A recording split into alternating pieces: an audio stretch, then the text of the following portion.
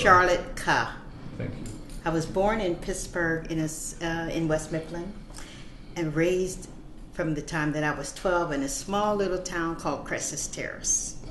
Small little place about 12 miles outside of Pittsburgh, just over the Westinghouse Bridge, a town that I call it my northern town with southern sensibilities, in that most of the people that lived in this little town were from the south, and they came up to the north to work in the steel mills. They either worked in Westinghouse or Duquesne Steel or Braddock. My father worked in the steel mill, and my grandfather before him worked in the steel mill.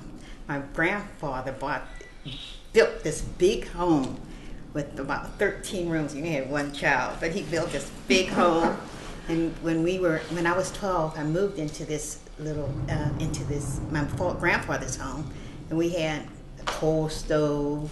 We had the water from the well, and he would make elderberry wine and peach wine. And outside we had the chickens and the pear trees. It was sort of a really idyllic kind of place to grow up in. And when I was 16, we moved up to the home that I'm now trying to save up in Cresses Terrace. And across my mother was a beautician. Mm-hmm. And so I think my first artistic glimmers was just from seeing her beautify women. Mm-hmm. You know, they'd come in and she would get their hair. I mean, she would straighten that hair. Straighten her hair, and she was known for making sure to give me Shirley Temple curls. So I think that was maybe my first inkling of just how you can beautify something, someone. And the art schools the art education wasn't that good, you know, in Pittsburgh. I can remember one teacher discouraging me from being an artist. But when I was 17 or so, now remember, it's a small little town. Everybody knows everybody. There's one church. There's one little grocery store. Everybody knows everyone. So it's not like and when I was around 16, that's the time that I would start going down to the Hill District to meet the musicians and the artists. At that time, I met Dane Bad and Thaddeus Mosley, and I was introduced to these folks that were really, I thought, artists. And I before that time, I didn't know what the concept of artist really meant. But we had this group called Group One, and after that time, that's when I first thought that I would become an artist, from meeting these folks that lived in town, and I was this kind of country girl. Mm-hmm. And after that, I did go to New York City.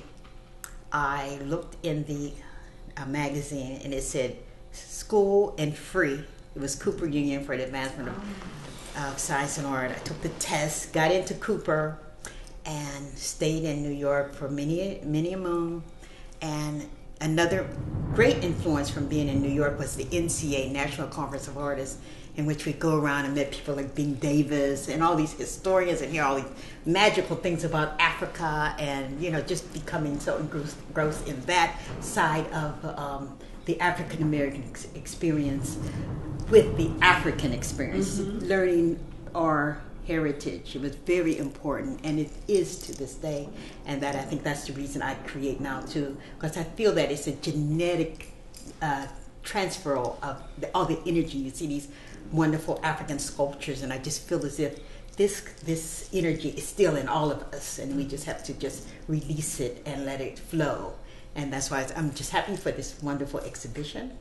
The work is phenomenal, and I just hope that we could all travel and have the show travel, meet everyone. I said it's great to see these artists from all these parts of the country, you see, because you don't usually get a chance to meet people from different parts of the world. So it's really an exciting time, and I hope that our show will travel.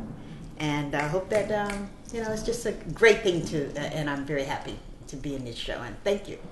And thank all of you. And that's it.